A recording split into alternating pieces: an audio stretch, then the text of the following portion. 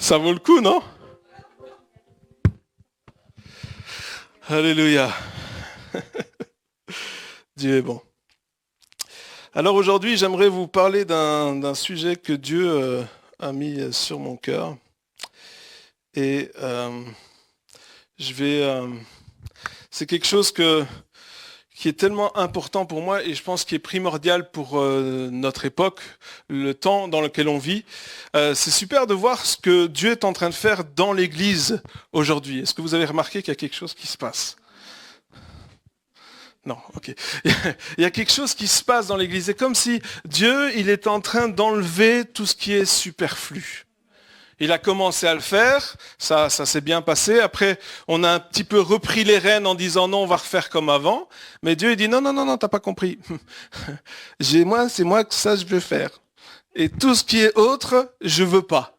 Et tout ce qui est autre, je le bénirai pas. Et tout ce qui est autre, je serai pas là. Donc si on veut que Dieu soit là, eh bien, il faut qu'on se débarrasse du superflu. Et c'est bon dans l'Église, mais c'est bon aussi dans nos vies. Et dans nos vies, pas les vôtres, la mienne, il y a tellement de superflu. Je ne parle pas au niveau physique, parce que ça... il y en a qui en ont plus que d'autres. Je ne viserai personne, mais je ne suis pas le plus superficiel ici. Superfluciel. Mais dans les choses que nous faisons, dans les choses que nous croyons, même dans nos manières de faire les choses, Dieu, il attend à ce qu'on enlève tout ce qui est superflu. Et c'est difficile. Parce que le superflu, quelque part, c'est une protection, c'est un confort, c'est quelque chose qu'on a pris l'habitude. On a pris l'habitude de faire les choses d'une certaine manière. On a pris l'habitude de faire nos vies, d'avoir nos journées d'une certaine manière. On a même pris l'habitude d'avoir nos réunions d'une certaine manière.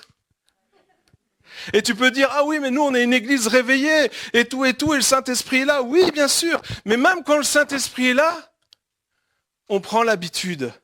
Et on commence à faire les choses les mêmes encore, et encore. Et après, tu te dis à un certain moment, tu te dis, ah mais je comprends pas, je fais la même chose, et pourtant, il n'y a plus la même intensité qu'il y avait avant. C'est parce que Dieu, il veut que tu te débarrasses du superflu.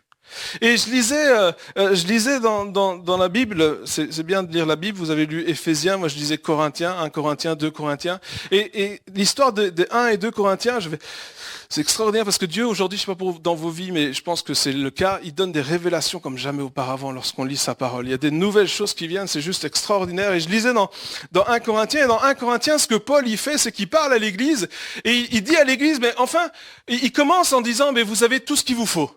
Vous avez été remplis du Saint-Esprit, vous avez la présence de Dieu, vous manifestez l'amour, vous êtes extraordinaire. Il commence comme ça en gros. Et après il dit, mais vous faites tout de travers. Oh, vous faites n'importe quoi. Vous avez tout reçu et pourtant, avec ce que vous avez reçu, vous faites n'importe quoi. Vous parlez de grâce, mais vous prenez la grâce et vous en faites quelque chose une excuse pour faire tout ce que vous avez envie de faire. Et il parle comme ça aux Corinthiens, c'est dur. Et il va jusqu'à dire que d'exclure certaines personnes de l'Église. Faut pas dire ça aujourd'hui, c'est pas très politiquement correct. Hein. Il faut accepter tout le monde et dire oui et amen à tout ce que tout le monde fait. Non. Paul, il a dit non. Ces choses-là, ça peut pas se passer dans votre Église. Et vous savez ce qui est extraordinaire, c'est que la lettre de 1 Corinthiens, de cette lettre suit une repentance dans l'Église. C'est pas que Paul il fait des reproches et puis en disant ça et puis il n'y a rien qui se passe. Des fois ça nous arrive, ça vous arrive pas à vous? Les gens ils te disent quelque chose et toi tu dis ouais, c'est bien, écoute, c'est ce que tu penses, c'est bien, mais moi je continuerai à faire ce que j'ai envie. Non, pas vous n'avez jamais été rebelle, n'est-ce pas? À chaque fois qu'on vous reprend, vous changez directement de comportement. Aïe, aïe, aïe. Non, non, on fait pas ça. On fait pas ça. On attend qu'on nous reprenne 1, 2, 3, 4 fois. Non, en fait, on attend qu'on se prenne une belle gamelle. Et après, il y a encore deux choses qui se passent. Soit on se dit, ah ben flûte, je me suis trompé, ou alors on dit, ah oui, suis pris une gamelle, mais c'est la faute à lui. Et c'est comme ça que dans les églises, on a aussi l'effet papillon, ou l'effet pigeon, pigeon voyageur. C'est quoi un pigeon voyageur? Tu vas dans une église, elle n'est pas assez bien pour toi. Et il y a un problème dans l'église. Du coup, tu changes d'église et tu remarques que dans l'église où laquelle tu arrives, il y a le même problème. Ah, je vous laisse faire la déduction tout seul. Hein. Toutes les églises où j'ai été, c'est le même problème. Réfléchis un petit peu. Regarde-toi dans la glace. Et donc dans 1 Corinthiens, c'est ce qu'il fait. La suite de 1 Corinthiens, il y a une repentance, l'église se repent, les gens se repentent, ils virent le mec qui faisait n'importe quoi. À tel point que dans 2 Corinthiens, Paul dit, mais je pardonne à cet homme-là, ramenez-le. Non, si, le pardon est là. Mais dans 2 Corinthiens, Paul, il utilise une autre méthode. Dans 2 Corinthiens, si vous regardez un petit peu, Paul, ce qu'il fait, c'est qu'il dit, voici notre vie. Il dit plus, voici comment vous devriez faire, etc. Il dit, regardez, j'ouvre mon cœur. Voici ce que nous vivons. Voici comment nous faisons les choses. Voici ce que nous subissons. D'ailleurs, à certains moments, Paul, il est en train de dire qu'il y en a qui s'appellent apôtres, etc. Et puis il dit, tu veux t'appeler apôtre? Moi, je vais te dire c'est quoi un apôtre? Persécuté, machin, tout ça. Quand j'ai lu ça, je dis, moi, je ne veux pas être apôtre. La faim. Déjà ça, c'est viré. On a souffert de faim, on a souffert de froid, on a été lapidé, on a été en naufrage, on a été dans la pauvreté. Ah non, Dieu, il appelle à être riche. Ah ben ouais, Paul, il a été dans la pauvreté quand même. Oh, enfin, peu importe, c'est un autre message. On a subi ça, et ça. Tu dis, wow, ok, je vais laisser ça à quelqu'un d'autre. Mais Paul, c'est ce qu'il dit. Il dit, voici notre vie. Voici comment on fait. Et même, vous savez, on prend Paul pour un super-héros, pour quelqu'un qui sait tout, etc. Mais Paul dit de lui-même qu'il ne sait pas prêcher. Si vous ne me croyez pas, relisez votre livre. Je ne vais pas commencer à prouver ce que je dis, vous avez qu'à aller vérifier. Paul, il dit, mais c'est vrai, je ne suis pas un bon parleur. Mais attends, ton ministère, c'est de prêcher. Et tu n'es pas un bon parleur. Il y a quelque chose qui cloche. Mais qu'est-ce que tu fais là? Pourquoi tu parles? Et nous, je ne sais pas pour vous, mais des fois, on doit faire des choses et Dieu nous appelle à faire des choses et on a l'impression qu'on n'est pas qualifié. Et Paul vous dirait, vous avez raison. Vous n'êtes pas qualifié. Mais alors, on ne peut pas le faire? Non, écoutez bien. C'était l'introduction pour arriver à un verset. 2 Corinthiens, chapitre 2, verset 17. Et je lis dans second 21. 2 Corinthiens 2, 17. Il dit, en effet, nous ne falsifions pas la parole de Dieu, comme le font les autres. En gros, il dit, on ne prend pas la parole de Dieu pour faire entendre aux gens ce qu'ils ont envie d'entendre. Ça vous rappelle rien, hein? Aujourd'hui, c'est un petit peu la mode. Donc, on ne falsifie pas la parole de Dieu. Mais c'est avec pureté, c'est de la part de Dieu, en Christ, et devant Dieu que nous parlons. Alors pendant longtemps, j'ai sauté ce verset, j'ai lu ce verset, mais sans vraiment le comprendre. Écoutez bien, il dit, comment est-ce que nous parlons? C'est de la part de Dieu, en Christ, et devant Dieu. De la part de Dieu, ça, jusque-là, ça va. On ne parle pas de notre part. Notre but, c'est pas de régler nos comptes. En Christ, ça veut dire quoi?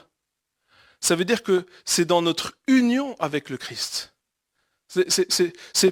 On ne parle pas quand nous, on décide de parler. On parle quand Christ décide qu'on va parler. Si je suis en Christ, c'est pas moi qui décide les mouvements que je vais faire. C'est Christ qui bouge et moi, je suis en lui et je bouge avec lui. J'ai pas le choix. Bon, c'est pas grave. Ok. Et ensuite, et devant Dieu. C'est pas la formulation du je te le jure devant Dieu, c'est pas ça. Hein. Devant Dieu, si je connais, devant Dieu, c'est je te le jure. Non, c'est pas ça. Devant Dieu, ça veut dire quoi? Ça veut dire que, alors que Paul parle sur la terre, on l'a dit ce matin, il est en présence de Dieu. Il est dans la présence de Dieu. Il est en train de voir Dieu et Dieu le voit. Et il est dans sa présence et c'est de sa part qu'il parle à ce moment-là. Waouh! Vous savez ce que je me suis dit quand j'ai lu ce passage-là? Je me suis dit, oh, on fait plein d'écoles bibliques pour tout connaître. Et Paul, tout ce qu'il faisait, c'est qu'il essayait d'oublier tout ce qu'il avait appris aux écoles bibliques pour pouvoir uniquement dire ce que Dieu lui disait de dire à ce moment-là. C'est quand même pas la même chose. Vous savez, des fois, on a toute notre savoir, notre sagesse. Alors vous allez me dire, oui, mais ça c'est pour ceux qui prêchent. Non, non. Vous savez que Paul, lorsqu'il écrit cette lettre aux 2 Corinthiens, il n'écrit pas aux responsables de l'Église. Il écrit à l'Église. Donc il est en train de parler et il est en train de dire à toute l'Église, voici comment vous devriez faire les choses parce que c'est comme ça que nous on les fait. Pendant toutes les prières aux 2 Corinthiens, Paul n'arrête pas de parler de la grâce de Dieu. Il dit, mais enfin, vous ne comprenez pas si vous saviez que tout ce qu'on faisait et que tous les résultats qu'on avait, c'était par grâce que nous les avons. C'est pas à cause de nous, c'est pas grâce à nous, mais c'est grâce à Dieu. Vous savez, la différence, c'est que si tu dis, c'est grâce à moi que j'ai ces résultats, ce que tu fais en vrai, c'est que tu attires les gens à toi. Regardez-moi, je sais tout. Mais si tu cherches à plaire à Dieu et si tu cherches à faire ce que lui il veut, alors c'est vers lui que tu vas les attirer. Et peut-être que ce qu'ils penseront de toi, c'est, tu sais quoi, aujourd'hui j'ai rencontré un naze. Vraiment, le gars là, il est n'importe quoi. Vraiment, il est trop nul, quoi. Mais, depuis qu'il m'a parlé, j'ai envie de chercher Dieu. Comprenez? Le but, c'est pas que les gens ils viennent et disent, ah, mais j'ai rencontré un gars, il sait tout. Oh là là, il est extraordinaire. Il faut que je le voie, lui, encore. Non, c'est pas vers nous qu'il faut attirer les gens. C'est vers Dieu. Et le seul moyen de le faire, c'est de rester en Dieu. Nous sommes envoyés avec des motifs purs. C'est une autre version qui dit ça, la Passion, elle dit, nous sommes envoyés, nous avons été envoyés avec des motifs purs. Notre but, il n'est pas de faire de l'argent, il n'est pas de se glorifier soi-même, il n'est pas que tout le monde ait une belle estime de nous. Mais on a un motif pur. Notre but est de faire avancer le royaume de Dieu. Et si pour ça on doit être transparent, pas de problème. Si pour ça les gens doivent nous détester, pas de problème. Si pour ça les gens doivent penser qu'on est trop nuls, ça ne me dérange pas. Vous savez pourquoi? Parce que comme vous l'avez étudié cette semaine, je sais qui je suis. Je sais que je suis un enfant de Dieu. Mon identité, elle n'est pas dans ce que les autres pensent de moi. Tu peux penser ce que tu veux de moi, je m'en fous. Tu peux m'aimer, me détester, me haïr. J'en ai rien à faire. C'est super, hein? Parce que je sais que Dieu, il m'aime. Le reste, bon, ma femme m'aime aussi, ça c'est important quand même pour moi. Mais bon, en même temps, elle a signé un contrat, donc maintenant... Oui, bon, mes parents, ça c'est clair, ceux-là. Pourtant, j'en ai fait des trucs pour qu'ils arrêtent, hein, mais...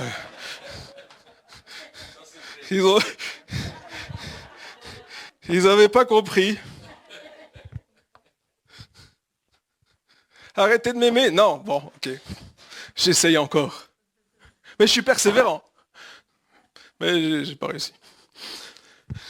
Donc on n'est pas de ceux qui sont... On est envoyé, avec des motifs qui sont purs. Et qui parlent alors que nous sommes dans la présence de Dieu, avec nos yeux fixés sur Dieu et depuis notre union avec Jésus-Christ. C'est de là que nous parlons. C'est de là que nous faisons toutes les choses. Jusque-là, ça va. Oui. C'est une belle théorie, non? Super. En théorie, à l'aise. Et qui peut dire ici, moi, à chaque fois que je témoigne, à chaque fois que je parle de Dieu, à chaque fois que je prêche ou à chaque fois que je fais quelque chose pour Dieu, je peux dire sincèrement, moi, je parle depuis la présence de Dieu. En, en Christ. Devant Dieu. Je suis sûr que tout ce qui sort de ma bouche, ça vient de lui.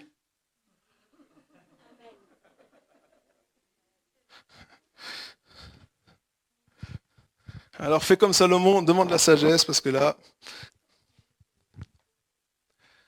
Et pourtant, c'est de ça qu'on a besoin. Alors, comme je vous le disais, moi j'aurais rêvé que dans les écoles bibliques, au lieu de nous apprendre plein de trucs qu'on n'a pas besoin,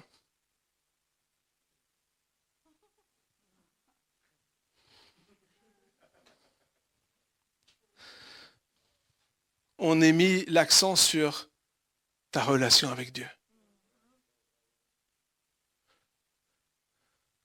Moi, je rêverais que dans chaque réunion, dans chaque culte, on mette l'accent sur l'importance de notre relation, de notre intimité avec Dieu.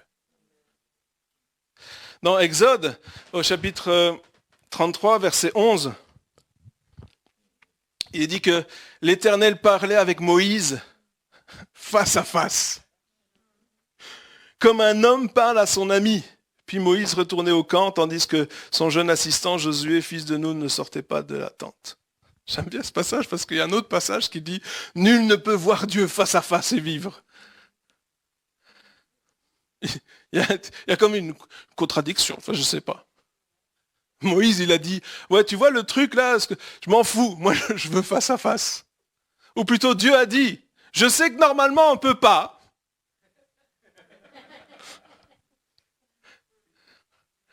Mais je veux un face à face avec toi. Et beaucoup aujourd'hui vous dites, ah oui, mais moi j'aimerais bien être dans la présence de Dieu, mais j'ai entendu des gens qui disaient que si tu vas trop près de la présence de Dieu, tu vas mourir. C'est pas grave. Tu sais où tu vas. Non? Bon. C'est une belle façon de mourir, moi je trouve. Non? Hop, direct au ciel. Top. N'essayez pas ça à la maison, ok, c'est pas grave. Mais Moïse, face à face avec Dieu. Et puis je me suis posé la question, je me suis dit, mais enfin pourquoi est-ce que c'était tellement important pour Moïse d'être face à face avec Dieu? Qu'est-ce qui était si important? Pourquoi est-ce que Moïse avait besoin d'être en face à face avec Dieu? Vous savez pourquoi? Parce que Moïse était confronté chaque jour à un peuple qui était resté en captivité pendant 400 ans et qui avait une mentalité de captif. Et le seul moyen pour Moïse de sortir de cette mentalité, c'était de rester dans la présence de Dieu le plus longtemps possible. Ça vous fait penser à rien? On vit dans un temps où même l'Église est devenue, pas ici, les autres églises.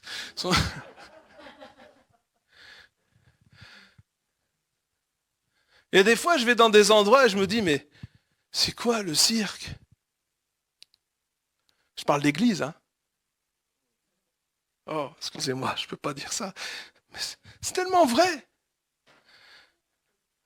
Il manque la profondeur. Pas ici, ailleurs. Il manque de la puissance. Pas ici, ailleurs. Il manque de l'efficacité.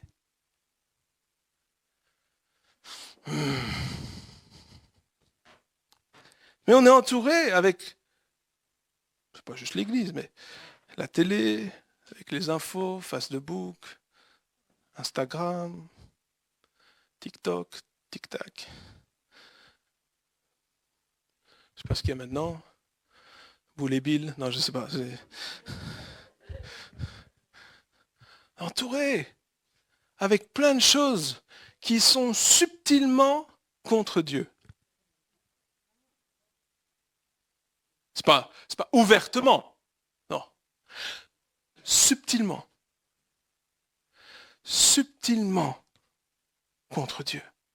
Subtilement contre l'œuvre que Dieu veut faire. Subtilement contre la grandeur et la puissance que Dieu veut manifester. Le problème, c'est que si on accepte ces pensées, si on accepte cette mentalité, alors à ce moment-là, on ne fait plus la différence. On rentre dans le rang et on fait comme tout le monde. Mais Dieu nous appelle à être de ceux qui font influencer et pas à être de ceux qui sont influencés. Et Moïse, pour influencer les peuples qui avaient cette mentalité d'esclavage, eh bien, il est resté dans la présence de Dieu. Et si vous regardez, Josué est le seul qui est resté en vie de toute cette génération parce qu'il était dans la présence de Dieu. Et Caleb aussi. Pourquoi est-ce que Caleb est resté aussi en vie? Lui qui n'avait pas été dans la présence de Dieu. Parce que Josué avait influencé Caleb. C'est ça notre rôle. Vous comprenez? C'est ça notre rôle. Mais le seul moyen de faire les choses efficacement pour Dieu, c'est d'être dans sa présence. Tu peux utiliser toutes les méthodes que tu veux, tu peux essayer d'avoir toutes les théologies que tu veux. Vous vous souvenez? On se débarrasse du superflu. Tout ça, c'est du superflu. Ah, les méthodes, c'est du superflu. Est-ce que Jésus, il avait une méthode? Non, Jésus, il n'avait pas de méthode, il faisait n'importe quoi.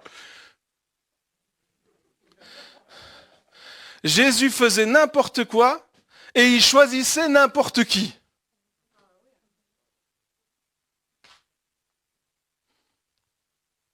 C'était un menuisier, il ne connaissait rien à la vie. Hein. Oh, c'est vrai. Mais il passait du temps dans la présence de Dieu. Il passait du temps en prière, il allait sur la montagne pour prier, il allait dans les lieux déserts pour prier, il prenait du temps avec son père, il demandait conseil, il était dans sa présence, et comme ça, il pouvait faire les choses qu'il était censé faire, sans se laisser distraire par le reste. Est-ce que vous croyez que vous êtes supérieur à Jésus? Je ne sais pas, des fois, on pourrait se dire, ouais, mais Jésus, écoute... Non, on a besoin d'avoir cette mentalité de Dieu, mais le seul moyen qu'on a pour l'avoir, c'est d'être dans la présence de Dieu, encore et encore. Si vous trouvez que je répète trop souvent d'être dans la présence de Dieu, vous n'êtes pas au bout de vos peines, je vais encore le dire plein de fois. On reste devant lui, et même on apprend. Moïse, il a appris à se tenir devant Dieu. Comment? Ben oui, des fois, on apprend à se tenir devant Dieu. Je vous explique un peu. Imaginez, on a un temps de louange, c'est extraordinaire, etc. Et puis tout d'un coup, on sent la présence de Dieu, elle est super forte. Et là, ben on passe à autre chose.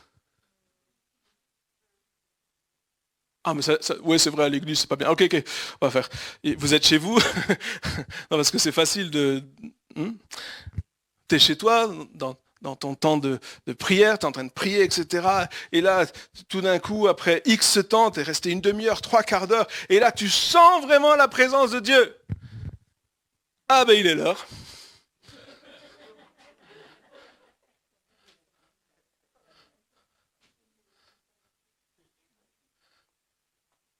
Non, c'est justement là que ça commence. Oui, mais c'est fort. Mais oui, c'est fort, bien sûr, parce que tu as besoin de changer à l'intérieur. Il y en a déjà qui ont subi une opération ici? Est-ce qu'après l'opération, c'était comme si de rien n'était? Non, non, non, non. Après l'opération, même si le médecin il t'a dit ça fait pas mal.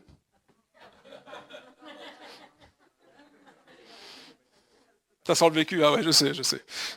Mais vous inquiétez pas, monsieur, ça fait pas mal. Le lendemain, c'est comme si jamais rien s'était passé. Ouais, c'est ça.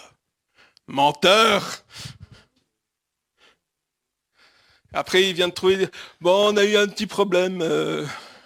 Vous êtes bizarre, monsieur. Bah ouais. Une opération, on sent qu'il y a quelque chose qui se passe. Mais quand Dieu travaille notre vie, c'est normal que c'est fort qu'on sent quelque chose qui se passe, parce qu'il y a quelque chose qui se passe. Et la première chose qui a besoin de se passer, c'est dans notre tête, dans nos pensées. Bon. Psaume 133, ça on le connaît celui-là. Oh, qu'il est doux, qu'il est agréable pour des frères de demeurer ensemble. C'est comme l'huile précieuse versée sur la tête qui descend sur la barbe d'Aaron, sur le col, le bord de ses vêtements. Et c'est comme la rosée de l'Hermon qui descend sur les hauteurs de Sion. En effet, c'est là que l'Éternel envoie la bénédiction, la vie pour l'éternité.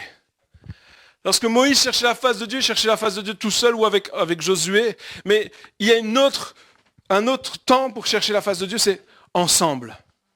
Ah, qu'il est doux, qu'il est bon pour des frères et des sœurs de demeurer ensemble dans la présence de Dieu. Parce que là, qu'est-ce qui se passe? Il est dit que c'est là qu'il y a l'onction qui se déverse.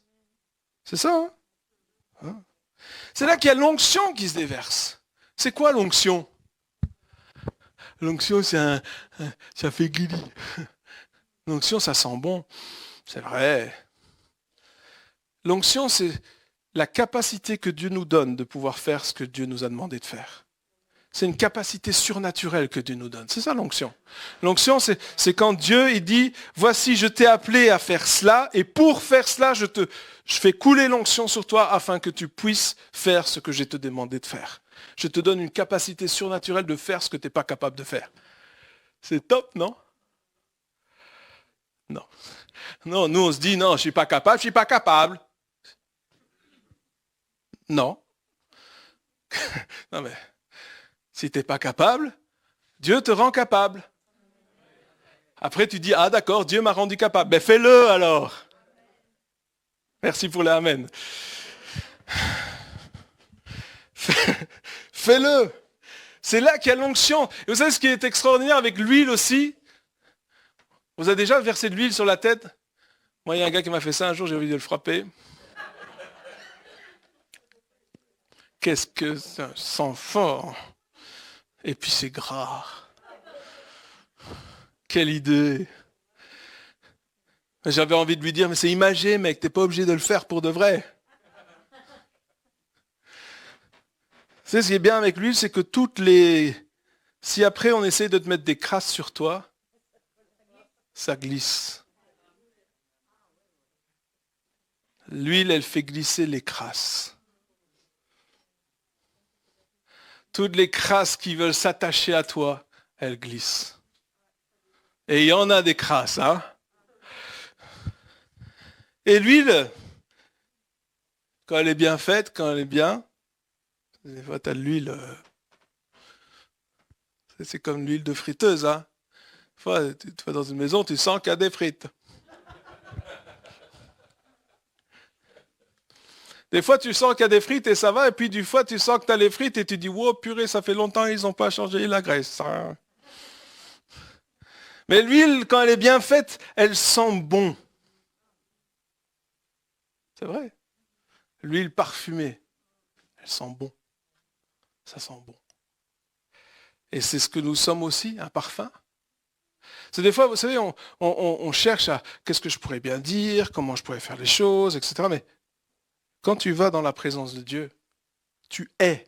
C'est qui tu es qui change. Ce que tu dis a plus trop d'importance parce que ce que tu es, du verbe être, pas haïr, du verbe, ce que tu es, du verbe être, j'insiste, va parler plus fort que ce que tu dis. Et même que de tes actes. Donc, Dieu nous appelle à être un parfum de sa présence. Au fait, le but, c'est que lorsque les gens y parlent avec toi, ce qu'ils ont envie, c'est de découvrir Dieu. C'est de venir dans la présence de Dieu. C'est de s'approcher plus près de Dieu. Parce que c'est là qu'est toute la beauté de la chose. Dans le livre des Cantiques, vous savez, vous avez vu le dernier clip qu'on a fait. D'ailleurs, il est dans le dernier livre aussi, le culte personnel 2, c'est la suite du 1, au cas où. Et non, il n'y a pas de 3, papa. Papa, il est tu devrais avoir un 3. Un 4 direct, voilà, si je passe le 3. Mais j'ai traduit ce livre de Cantique des Cantiques de la version La Passion en français, parce que c'est juste extraordinaire de voir que le plus important, c'est cette histoire d'amour entre le bien-aimé et la bien-aimée. C'est le fait que finalement, rien d'autre ne compte, et ce qui change la bien-aimée, c'est le bien-aimé. C'est ce qui change la bien-aimée. Donc la bien-aimée, quand elle arrive, elle est toute sale, tout ça, elle a fait plein de bêtises, blabla, elle a fait plein d'erreurs de jeunesse. Je sais que ça vous fait penser à personne, surtout pas vous, ni moi. Et elle arrive vers le bien-aimé, elle se dit, oh purée, il est génial celui-là, mais moi je suis pas capable d'être près de lui. Parce que je suis trop sale. Et le bien-aimé la regarde et lui dit, mais tu es si belle. Oh. Et elle se dit, mais toi, t'as rien compris. Non, c'est pas écrit, mais je sais, c'est ce qu'elle pense. Mais t'as rien compris. Non, mais moi, j'ai fait des bêtises. Et lui dit, mais non, au fait, tu es belle. Et ce qui change la bien-aimée, c'est le regard qu'a le bien-aimé sur elle.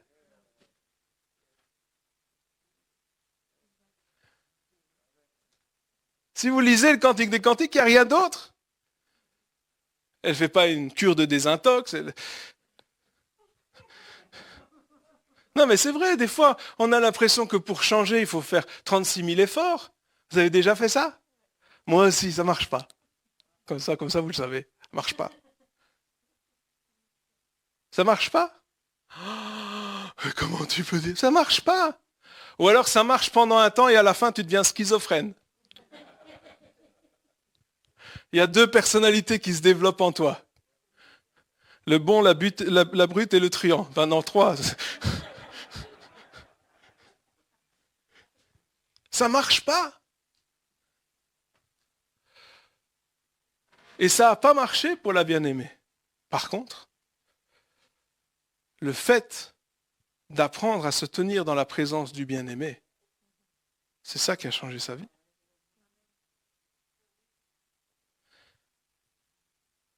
Elle a changé, ça a changé son regard sur elle. Et puis ce qui s'est passé, c'est qu'elle a commencé à influencer les autres. Et les autres, les amis de la mariée, ils n'ont pas dit, oh c'est super, comment tu... Non, ils ont dit, mais s'il te plaît, présente-le-nous ce bien-aimé. Présente-nous ce gars qui a fait de toi ce que tu es maintenant. Présente-nous cet homme qui t'a changé complètement. Présente-le-nous, on veut le connaître.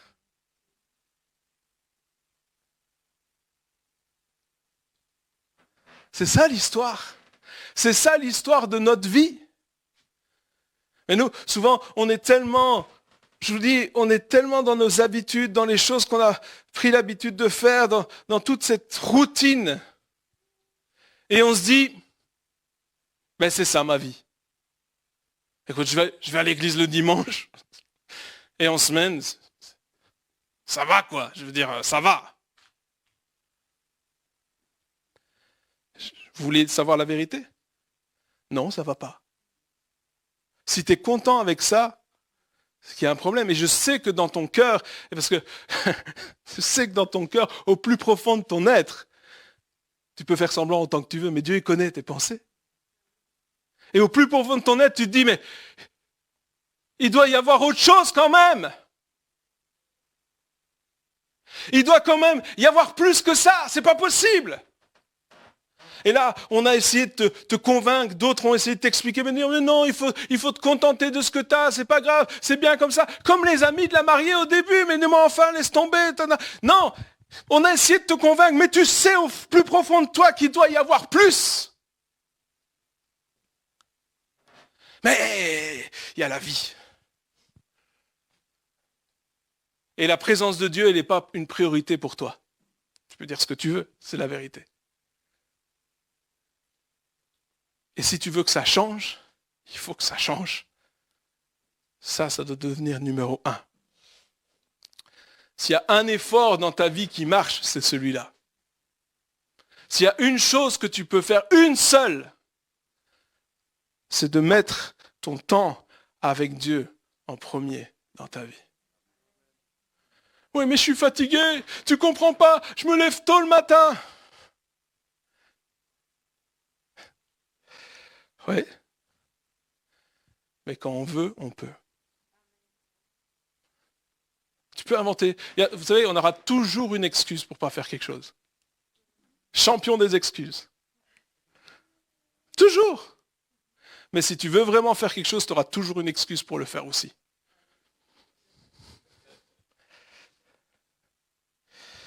Il y a un but. Et Paul, il parle de ce but supérieur dans Philippiens, justement, chapitre 3 et versets 7 et 8, pardon. Il dit, mais ces qualités qui étaient pour moi des gains. Donc il disait, moi je suis, c'est intéressant parce qu'il dit, moi j'étais romain, machin, hébreu, tout ça, enseigné Gamaliel, tout le bazar. Je dis, wouhou. Et des fois on est là, mais moi je suis belge et fier de l'être.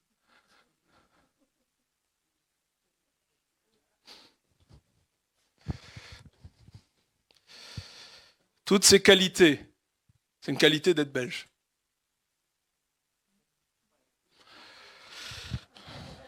Zéro amen, quoi. Zéro. Même pas un. Seigneur. Tant pis. Je vous ai laissé votre chance. Mais ces qualités qui étaient pour moi un gain, quelque chose, c'était une fierté pour moi. Je les ai comme une perte à cause de Christ.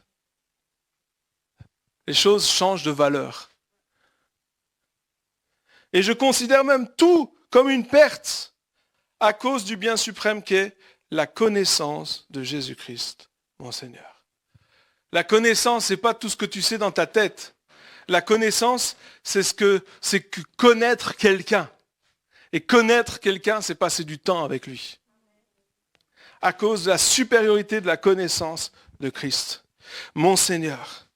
À cause de lui, je me suis laissé dépouiller de tout ce que je considérais, tout cela comme des ordures, je considère comme des ordures afin de gagner Christ. Je me suis dépouillé de toutes ces choses-là. Tes diplômes, ouais, je sais, même si tu n'en as pas, c'est pas grave. Je me suis dépouillé de ça. Regardez tout ce que je sais faire. Je me suis dépouillé, je les ai considérés comme des ordures. Et le mot ordure est vraiment, comment dire, très gentil en français. C'est pas vraiment ça qu'il disait. Ce serait plutôt un gros mot si je devais le traduire littéralement. Mais je les considère comme des ordures. Ces choses-là, non seulement c'est pas important, mais ça pue. Ça pue. Vous savez pourquoi? Parce que lorsque tu vas et que tu parles de Jésus à quelqu'un, toute ta connaissance, elle pue. Elle repousse les gens. Pas de toi, parce qu'elles attirent vers toi, mais elle les repousse de Jésus. Toutes tes capacités. Ne regardez pas comme ça, c'est la parole de Dieu qui le dit, c'est pas moi. Hein. Si vous voulez, on arrache la page. Ça pue. À moins que vous mettiez vos ordures au milieu de votre salon, que vous les ouvrez en grand, et puis que vous humez le doux parfum qui en sort.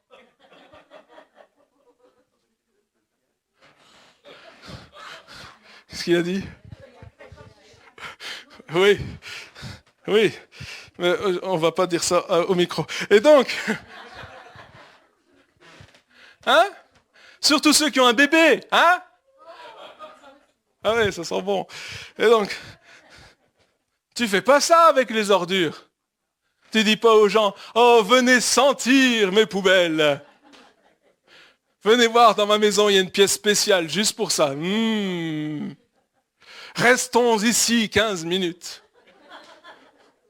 Je comprends pas, j'ai perdu tous mes amis. Et chaque fois qu'il y a quelqu'un qui vient chez moi, il ressort tout bleu. Tout vert. Sur un brancard.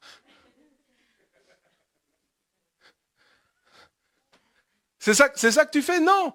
Non, c'est pas ça que tu fais en vrai. Non, rassurez-moi. Non, tu fais pas ça.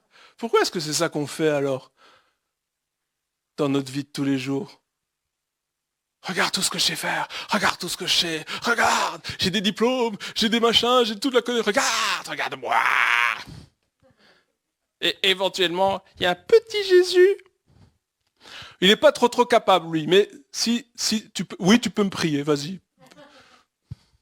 Non. Toutes ces choses-là, c'est des ordures parce qu'il y a quelque chose qui est supérieur pour moi. Et il y a quelque chose qui doit être supérieur pour chacun d'entre nous. La connaissance de Jésus-Christ. Et on ne sait pas connaître quelqu'un si on ne passe pas du temps avec lui. C'est pas possible. C'est pas possible, tu peux pas le connaître. Il y a plein de gens qui pensent connaître les autres. Il y a les fans. Vous savez, les fans. Vous êtes fan de quelque chose, vous, du football, de machin? On est fan. Non, ça n'existe pas. Okay. Et les fans, ils savent tout sur tout. Ils connaissent tout. Je connais les statistiques, je connais les trucs, je connais tout. Toute la personne.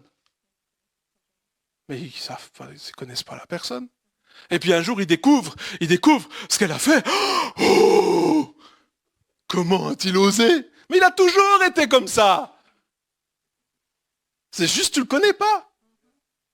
Et nous, des fois, on fait la même chose avec Dieu. J'ai tout de Dieu, j'ai tout. Ah, Dieu, il fait ça. Ouais, c'est parce qu'il veut te punir. C'est ça qu'on t'a appris. Dieu veut punir. On apprend. Et puis quand on le rencontre, on se dit, attends Seigneur, je comprends pas. J'ai fait plein de bêtises et tu veux bien quand même que je vienne dans ta présence? T'es sûr? Je dois pas venir sur les genoux dans des cailloux avec les bijoux? Non, c'est pas ça. Et mes joujoux?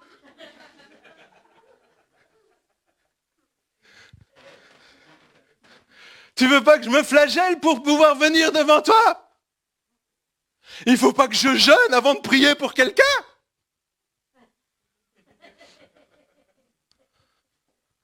Ah ben si j'avais su, j'aurais venu plus tôt.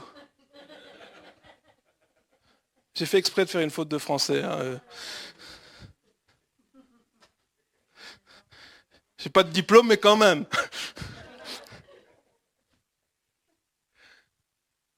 On ne connaît pas qui il est, et c'est pour ça que on ne sait pas.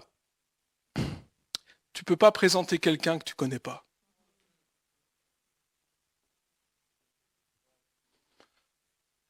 L'Église aujourd'hui a besoin de connaître Dieu. Dans ta vie, tu as besoin de connaître Dieu.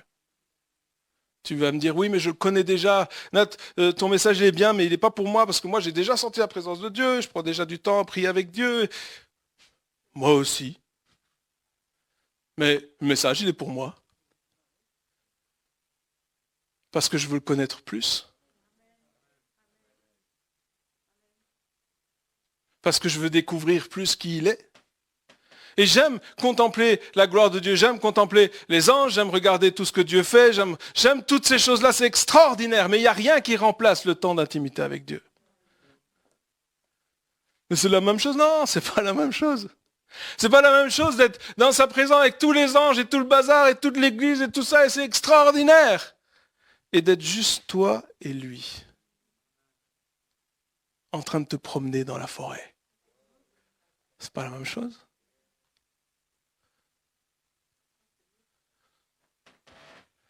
C'est pas le même. Et on a besoin des deux. Mais il y en a un qui est plus important que l'autre. 2 Corinthiens 3, 18, nous tous qui, sans le voile sur le visage, contemplons comme dans un miroir la gloire du Seigneur, nous sommes transformés à son image de gloire en gloire par l'Esprit du Seigneur.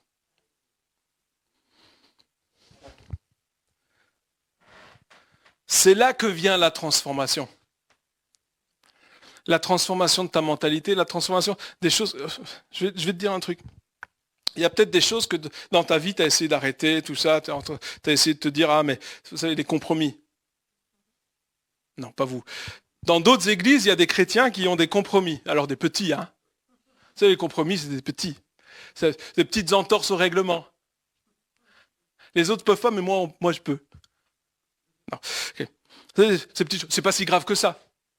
L'État nous vole, on peut le voler. Non, oh, ok, excuse-moi. Donc, vous savez, les compromis que tu sais, si tu veux être honnête avec toi-même, que c'est pas bien.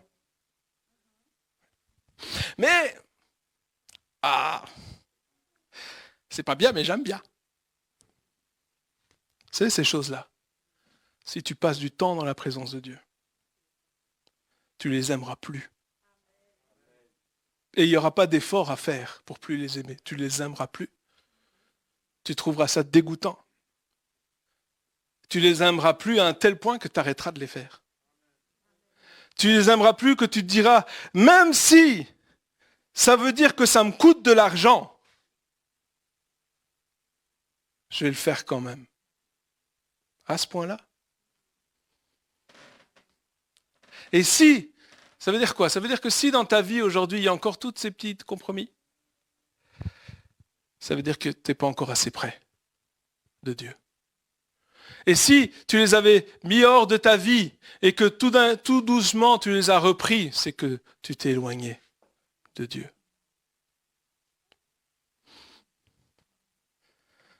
Ça va, je vous dérange pas trop? J'espère que je vous dérange beaucoup. Vraiment. Moi, ça me dérange, donc ça devrait vous déranger. On va terminer. Colossiens chapitre 3, versets 1 et 2. Un pasteur dit qu'il finit. Qu'est-ce que ça veut dire? Je suis à la moitié. Non. Colossiens chapitre 3, versets 1 et 2. Si donc vous êtes ressuscités avec Christ, ça c'est vous ça? Ok, il y en a 4. Et les autres, vous êtes ressuscités avec Christ? Ah bon, je ne l'avais pas remarqué, ok. Si vous êtes ressuscités avec Christ, recherchez les choses d'en haut, où Christ est assis à la droite de Dieu. Attachez-vous aux réalités d'en haut, et non à celles qui sont sur la terre. Attachez-vous aux choses d'en haut, et non à celles qui sont sur la terre. Nous avons un but, c'est de rechercher les choses d'en haut. D'ailleurs, samedi, pour ceux qui veulent, à 17h, il y aura consacré. Et c'est ça qu'on va faire. On va chercher les choses d'en haut. Et on va laisser les choses qui sont sur la terre, toutes nos habitudes, ce qu'on fait tout le temps. On va laisser ça de côté. On veut chercher les choses d'en haut. Okay. Et non celles qui sont sur la terre. Et c'est notre but. C'est ce que nous sommes appelés à faire. Alors, je sais, il y en a qui vont dire... Ouais, mais on m'a dit ça. Ouais, mais tu sais, Nat, quand tu vois les choses célestes, c'est sûrement ton imagination.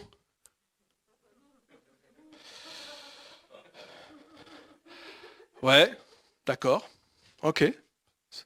Ça peut être mon imagination, mais c'est intéressant parce que mon imagination me montre des choses cachées que je ne connaissais pas avant. Intéressant. Mon imagination me révèle apparemment des choses qui n'existaient pas ou des choses qui arriveront dans le futur que je ne suis pas au courant. Mon imagination est au courant du futur. Mon imagination me montre des choses que je ne peux même pas décrire, que je n'ai jamais vues ici sur la terre. Intéressant. Dieu utilise notre imagination, c'est vrai, bien sûr, mais notre esprit se connecte à son esprit. Et son esprit nous révèle des choses cachées que nous ne connaissons pas. Alors à tous ceux qui vous ont dit peut-être, « Ah, c'est ton imagination !» Esprit d'incrédulité, dégage. Je vais le redire. Esprit d'incrédulité, dégage au nom de Jésus. Moi, je veux croire ce que Dieu dit. Je veux croire qu'il y a des choses que nous voyons dans notre esprit que nous ne verrons pas avec nos yeux charnels. Je veux croire ce passage de la Bible qui me dit que je dois chercher et m'attacher aux choses d'en haut. Comment je peux m'attacher à quelque chose que je ne vois pas? Iyeyou.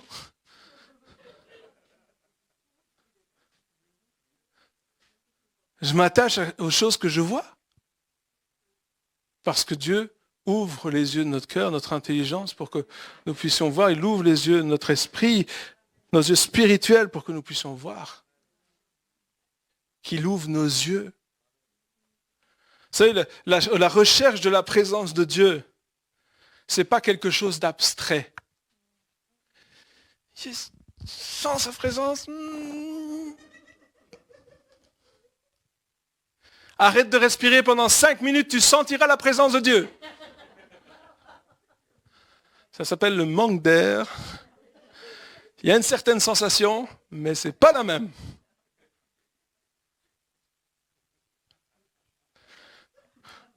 Cours 30 km et quand tu t'arrêteras, j'arriverai pas à 30 km, mais quand tu t'arrêteras, tu sentiras la présence de Dieu. Je vais sentir quelque chose. Respire. Ça va être bien. Enfin, bien. Le lendemain, tu sens tes jambes. Bon, pour ma part, ce sera court 30 mètres. Mais bon, pour les autres, ce sera peut-être 30 kilomètres. C'est pas ça, la présence de Dieu. Alors, en l'église, on va faire des chants de louange, on va faire beaucoup d'exercices, on va danser à fond la caisse, et une fois que tu t'arrêtes, il y a l'adrénaline qui redescend, c'est ça la présence. Non, c'est pas ça, la présence de Dieu. Non. Non. Non, c'est pas ça. Ça, c'est la transpiration, ça ne sent pas très très bon. Il met le doux parfum de Christ, mais je suis pas sûr. Alors, je vais changer de place alors. Vous avez jamais eu ça pendant une réunion, on sent les roses. Ah, pas moi. Il y a une odeur de... Ok, j'arrête. Désolé.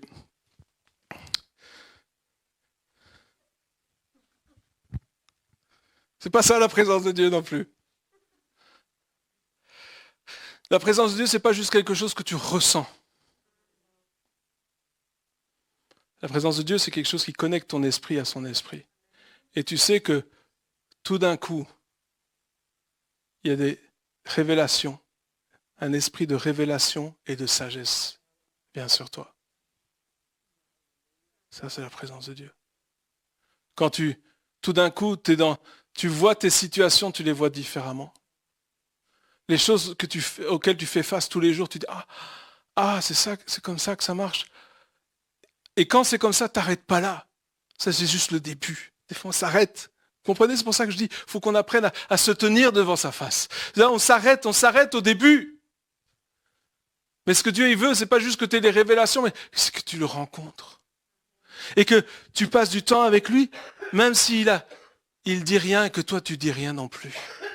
Et que vous passez juste du temps ensemble. C'est ça la présence de Dieu. C'est ça qu'on doit chercher. C'est ça que Dieu veut que tu trouves. Ce qui est extraordinaire avec Dieu, c'est que Dieu se laisse trouver. Pour ceux qui le cherchent. Mais il y en a qui disent, mais Seigneur, si tu veux te révéler à moi, t'as qu'à venir. Je t'attends. De pied ferme. Viens seulement. Tu vas être déçu. Tu vas attendre longtemps. Peut-être il va le faire quand même parce qu'il t'aime trop, mais ce n'est pas une bonne attitude. Ton attitude est, Seigneur, je te cherche de tout mon cœur et je te trouve. Amen. Alléluia. Seigneur Jésus, merci encore. Merci Saint-Esprit parce que tu nous parles encore ce matin. Seigneur, on veut juste te donner encore toute la gloire pour ce que tu fais dans nos cœurs et dans nos vies. Seigneur, je prie pour que ces paroles ne restent pas sans effet, mais qu'elles puissent atteindre et produire le fruit pour lequel tu les as envoyées. Seigneur, je te remercie parce que ta parole, elle est puissante et efficace. Et Seigneur, tu veux une intimité avec nous. Tu veux, Seigneur, être proche de chacun d'entre nous. Tu as plus envie que nous d'être proche de nous. Tu as plus envie que nous soyons dans ta présence. Et Seigneur, nous voulons rester, demeurer, habiter dans ta présence, Seigneur. Plus que toute autre chose, c'est ce que nous désirons. Plus que toute autre chose, c'est ce que nous recherchons. Seigneur, je prie que tu viennes vers faire naître ou renaître ou grandir le désir de te connaître dans chacune des vies ce matin. Et pour que, au lieu de parler depuis notre siège de connaissance, notre siège d'expérience, nous puissions parler depuis ta présence, Seigneur. Que nous cherchions les révélations là à la source et la sagesse à la source. Là où nous sommes assis avec Christ dans les lieux célestes. Merci Seigneur Jésus. Tu as tellement de bonnes choses pour nous. Merci Seigneur parce que tu veux que nous puissions danser avec toi. Danser pour toi, être près de toi dans ta présence Seigneur. Et il y a une personne ici ce matin, je voyais tout à l'heure cette image d'une dame qui dansait dans la présence de Dieu. Et je crois qu'il y a quelque chose pour ta vie où tu as besoin de danser dans sa présence, pas forcément dans une réunion, mais peut-être chez toi. Il y a peut-être des choses, c'est comme si des fois lorsque tu pries, tu as envie de te lever, tu as envie de commencer à danser, mais tu le fais pas parce que ça se fait pas, parce que c'est pas comme ça que tu as appris. Et le Seigneur t'appelle à le faire et tu vas découvrir, alors que tu fais ces choses-là, tu vas découvrir une intimité plus grande avec Dieu et il y a une romance qui va commencer dans ta vie avec Dieu. Il y a une romance, il y a une divine romance qui va commencer. Et tu vas voir Dieu différemment, tu vas voir le bien-aimé comme jamais tu l'as vu auparavant. Mais lorsque tu as cette envie de danser devant lui, juste lève-toi et commence à le faire. Parce qu'il aime ça. Ça plaît à son cœur. Et ça va changer ton cœur aussi. J'aimerais aussi briser sur plusieurs peut-être cet esprit d'incrédulité qui est resté dans ta vie pendant si longtemps. C'était dissimulé, c'était comme un piège. Mais à chaque fois que tu voulais t'approcher de Dieu ou à chaque fois que tu commençais à avoir des révélations, il y avait des pensées qui venaient et qui te disaient que c'était toi-même ou que c'était ton imagination ou que c'était juste des pensées, que tu pensais n'importe quoi parce que d'autres chrétiens t'avaient dit que c'était n'importe quoi, alors tu t'es dit c'est n'importe quoi. Mais je veux briser ces mensonges-là maintenant au nom de Jésus. Je veux briser ces choses et je veux restaurer en toi la passion pour chercher la présence de Dieu. Je veux restaurer en toi, je prie pour qu'il y ait une restauration en toi de ce désir de connaître des choses cachées que tu ne connais pas. Parce que Dieu veut t'ouvrir les yeux, il veut que tu puisses voir ce que tu n'as pas vu jusqu'à maintenant. Parce que ce que tu vis, ce que tu as besoin de vivre est au-delà de ce qui se passe dans ta vie pour l'instant. Pour l'instant, c'est comme si tu n'es que l'ombre de toi-même. Tu n'es que l'ombre de toi-même en Christ. Mais Dieu ne t'appelle pas à être une ombre. Dieu t'appelle fils et fille bien-aimés. C'est ta destinée. C'est ton appel. Tu n'es pas une ombre. Tu es quelqu'un de précieux. Et tu es quelqu'un qui va avoir des révélations de la part de Dieu. Alors le but de ces révélations, c'est pas forcément pour toi, pour que tu puisses, le dire à tout le monde, regardez ce que Dieu m'a dit. Non, c'est pas forcément pour ça. C'est pour ta vie, proprement, pour toi d'abord. Des fois, on veut que Dieu, il parle au travers de nous pour les autres, mais d'abord, Dieu, il veut te parler à toi. Dieu, il veut faire son œuvre en toi, dans ta vie. Laisse-toi guérir. Laisse-toi le temps de découvrir qui est Dieu. Laisse Dieu te préparer dans le secret. Dans le passé, tu as voulu donner des révélations où tu n'étais même pas sûr. Et c'est ça qui t'a cassé. Comme ça a cassé Joseph avec ses rêves, il a été les dire à tout le monde. Alors que Dieu lui révélait pour lui. Et Dieu, il veut te préparer dans le secret. Mais au nom de Jésus, ce poids-là, d'incrédulité-là, je veux le briser de tes épaules maintenant. Ces mensonges qui sont là, je veux les briser au nom de Jésus-Christ. Et j'appelle la vérité de la parole de Dieu à régner dans ta vie. Il est temps maintenant de briller à nouveau. Et d'ailleurs, c'est l'appel que Dieu a sur chacun, pour chacun d'entre nous ici ce matin. Il t'appelle à briller. Vous savez, le soleil, il a besoin de rien dire pour pour briller.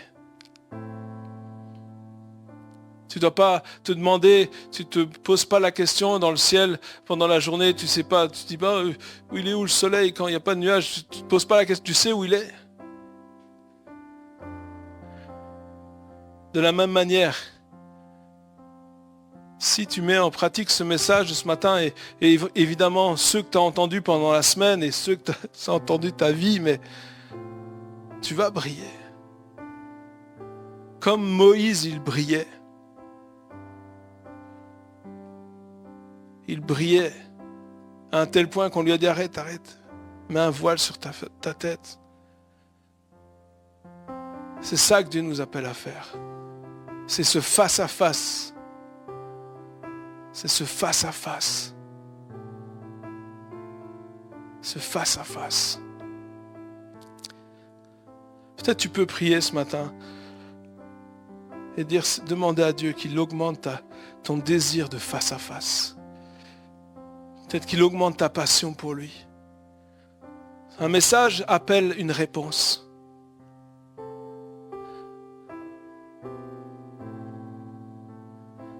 Un message appelle une réponse. Il n'y a pas de jugement ce matin. Dieu ne te juge pas. Il ne te condamne pas. Il t'appelle. Il t'appelle. Il t'appelle. Il t'appelle. Il t'appelle. Et lorsque tu découvres qui il est, c'est toi qui l'appelles. C'est toi qui vas commencer à l'appeler. Comme la bien-aimée qui disait, mais où est mon bien-aimé? Je le cherche partout. Où est-il? Ne le cachez pas. Ne me le cachez pas. Je veux le voir. Je veux le trouver. J'ai tellement besoin d'être dans sa présence.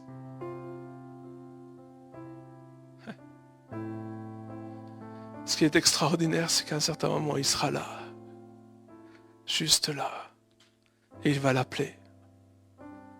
Est-ce que tu veux venir avec moi? Est-ce que tu veux venir avec moi sur les hauteurs? Est-ce que tu veux venir avec moi même dans la souffrance, même dans cette agonie, même dans cet amour sacrificiel? Est-ce que tu veux venir avec moi dans ces moments où tu vas devoir faire des sacrifices? Et la bien-aimée, elle a dit, mais Seigneur, je veux tellement ta présence, je veux tellement être près de toi que, ok, avant j'étais pas prête, mais maintenant je suis prête. Avant j'étais pas sûr, mais maintenant je suis sûr. Il n'y a rien de plus important pour moi que ta présence.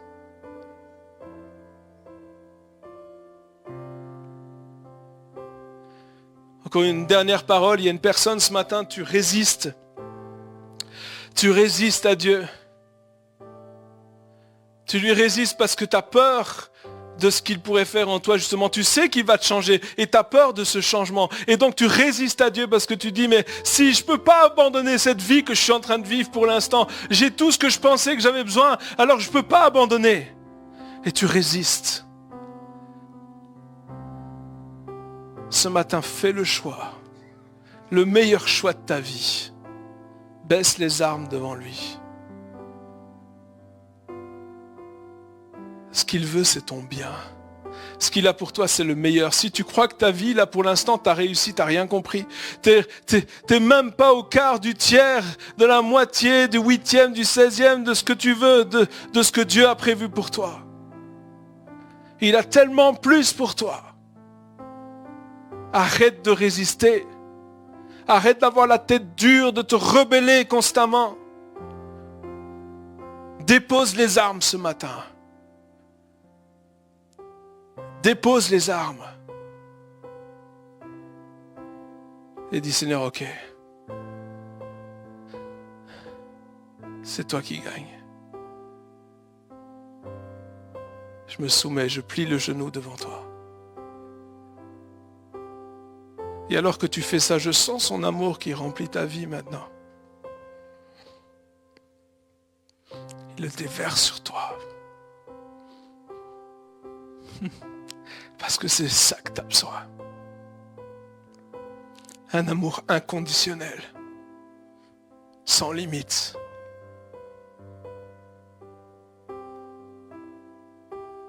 Sans égal, sans condition.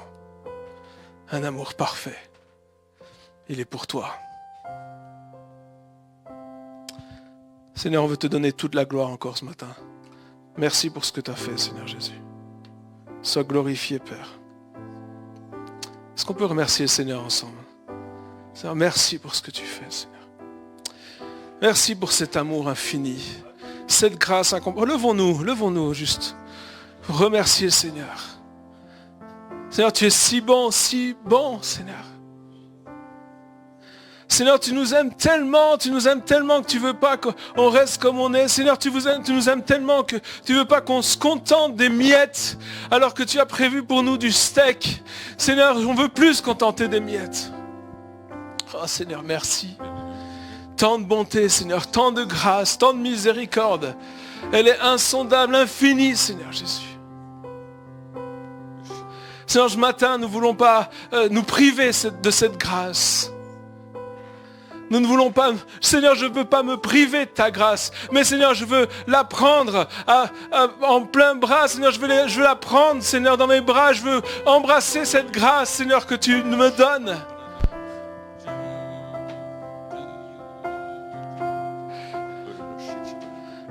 Je veux être avec toi sur les montagnes, je veux être avec toi sur les collines, je veux être avec toi, Seigneur, dans les lieux élevés, je veux être avec toi partout où tu vas. Ta présence, Seigneur, elle est plus importante que tout le reste dans ma vie. C'est ta présence, Seigneur. Rien d'autre n'a de la valeur, rien d'autre n'est important.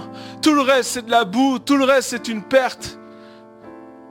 C'est toi que je veux, Seigneur, et merci parce que tu me veux aussi. Alors je viens près de toi.